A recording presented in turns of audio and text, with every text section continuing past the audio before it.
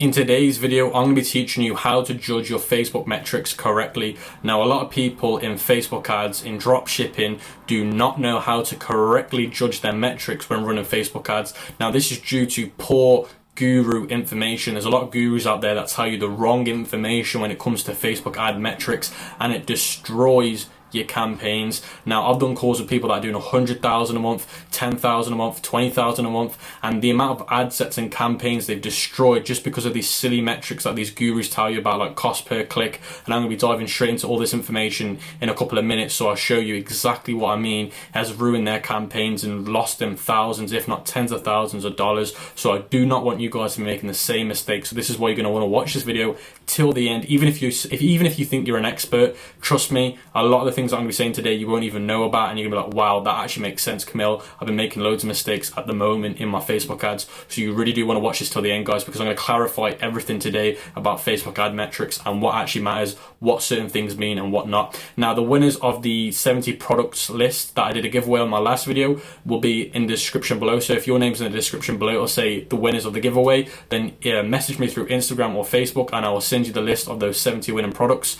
Now, I'm actually going to do the same giveaway again in this video. I'm going to be giving it to 10 people instead. So instead of 5 people, I'm going to be doing 10 people. Now, all you need to do to enter that giveaway is just comment in the comment section below and like the video. Now, you need to comment the ECOM King 10K, because we're almost at 10K subscribers, and I'm so happy for everybody that's been supporting the channel and helping me get to this current situation. So I'm not going to talk anymore, guys. I just want to show you the real value you need to hear to help you judge your metrics correctly. So let's get straight into it. So we're going to start today's video off by talking about what each metric actually means, and I'm going to be talking about how to set up your ad columns. So your ad column should be set up as seen on screen today. All of these should be in your ad columns.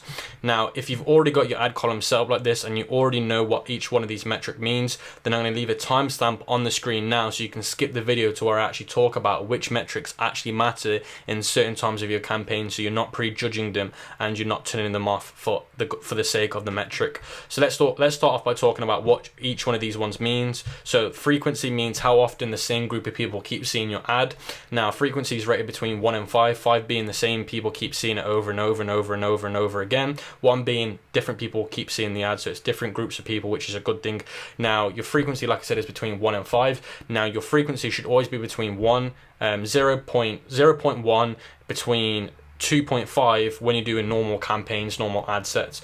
But when you're starting to do retargeting, your frequency will go into the 4s, the 5s, maybe the 3s. It depends how strong the retargeting is.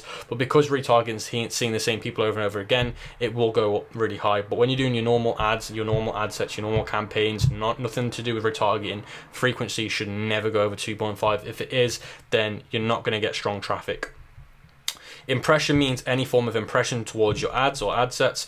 Cost per result basically means how much it costs you to get a certain result. So whether it be an add to cart, whether it be a purchase, it will say cost per result for add to cart or purchase.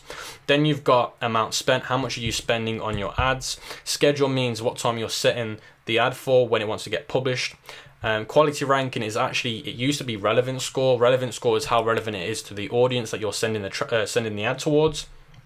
Now, this is actually called quality ranking now. It's not relevant score anymore. Now, quality ranking has the same definition to it with a slight adjustment to it. So it is depending on how relevant your ad is to the audience, but it also means how well perceived is it from the audience. If the audience is perceiving it poorly, then your quality ranking, and you can see a quality ranking not in the ad set level of your ad manager, but in the ad level, it will say quality ranking. Now, it will be average, above average, or below average. If it's going in the below average, your CPMs are going to go high, your cost per result's going to go through the roof, and your amount spent, your budget won't be getting spent as much either, because Facebook don't want to be showing a poor ad to groups of people on Facebook, because it's bad for their business.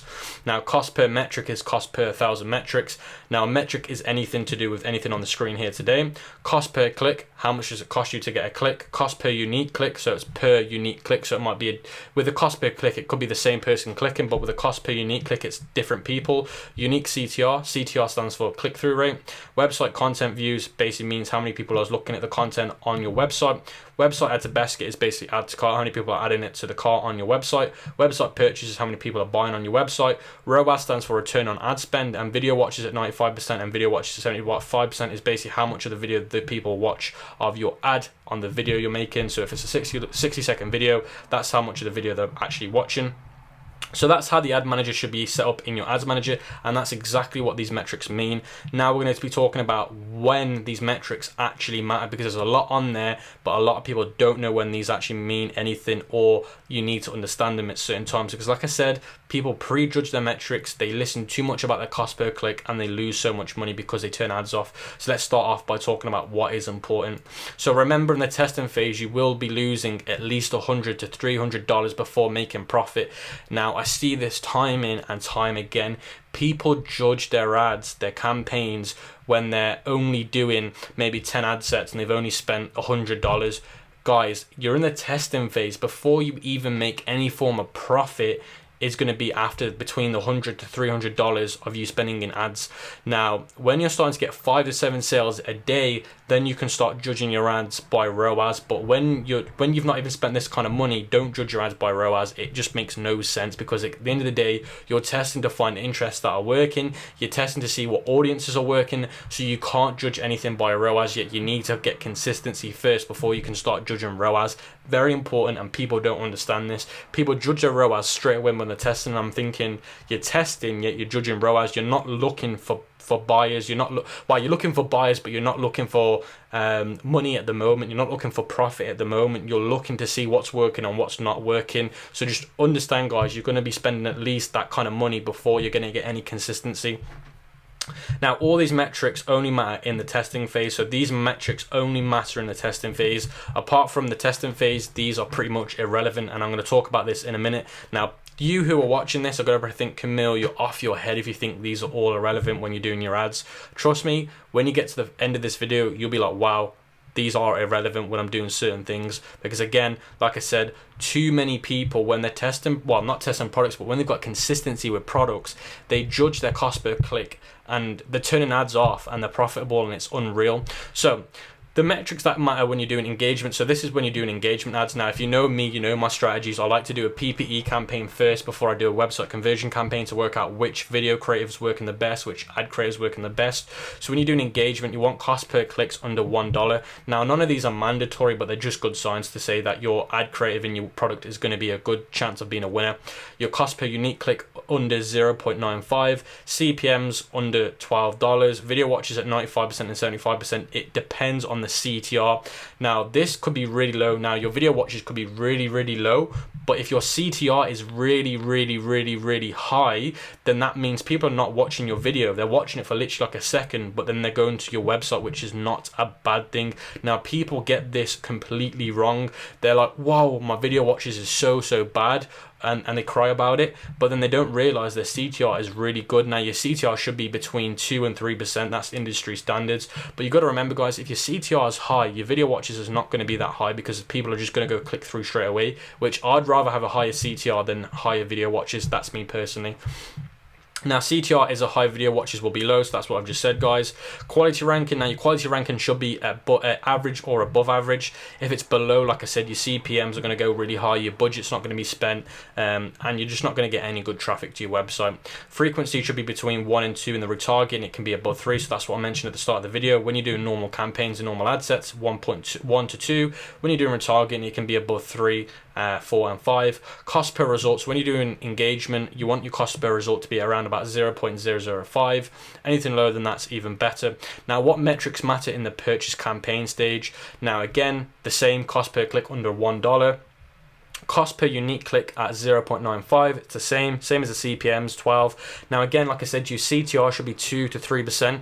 If lower than 2%, your CPMs will be really, really expensive. Now, what I'm going to do for you guys is I'm actually going to leave a link to a blog in the description below, which talks about how to lower your CPMs and how to lower your Facebook ad costs. So I definitely recommend you go read the blog that I made about this. It's going to really help you with Facebook ad costs.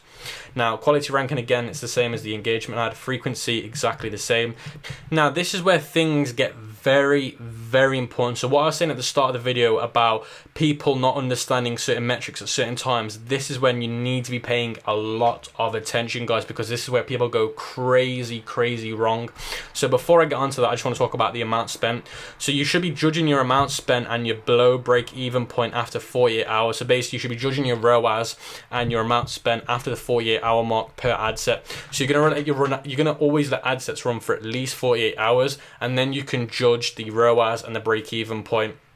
But me personally, I let ad sets run for 48 hours. If they don't have any sales, I turn them off.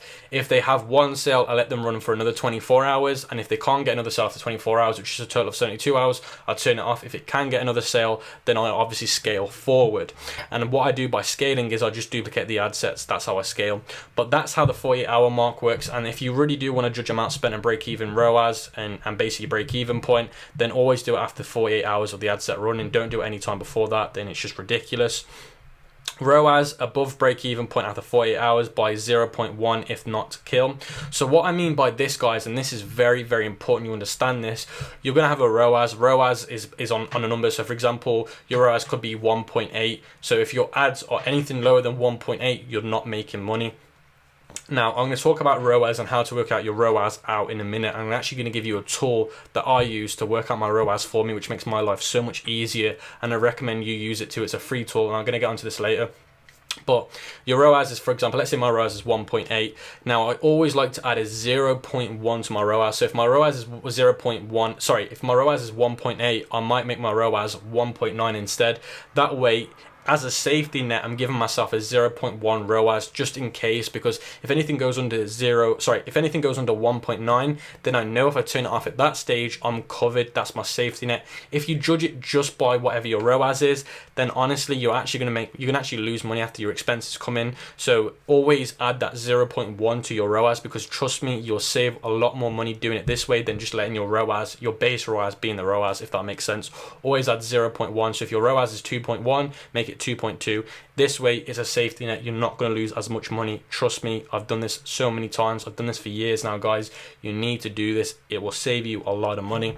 Now, I've just talked about the example here. I'm not going to go over it again because I'm going to leave this PDF, or should I say this Google Doc sheet, in the description below so you guys can read it. That's the reason why I put it there. But now let's talk about ROAS is king. So guys, when you're getting, you got to remember ROAS is the king. So when you're starting to get consistent sales, when you're starting to get 5 to 7 sales a day and stuff like that, everything else goes out the window. Your CPMs don't matter. Your cost per click doesn't matter.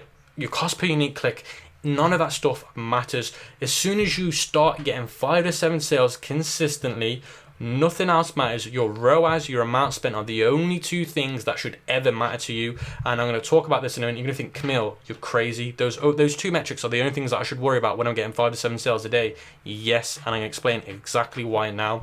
So I just said use this tool here to calculate your ROAS. So before I talk about why ROAS and amount spent are the only two things that I worry about when I'm doing 5 to 7 sales a day, I'm going to show you this quick tool that I use to work out my ROAS. So guys, as you can see here, this is the tool. It's called the Dropship Toolkit. So you put your import cost here, so your cost of goods, you put it in here. So let's say, for example, I'm buying a product on AliExpress for $4.99, and always add your shipping costs into the cost of goods here. So let's say, for example, I'm buying something off AliExpress for $4.99, and my e-packet's going to cost me $1. So I'm going to make this 5.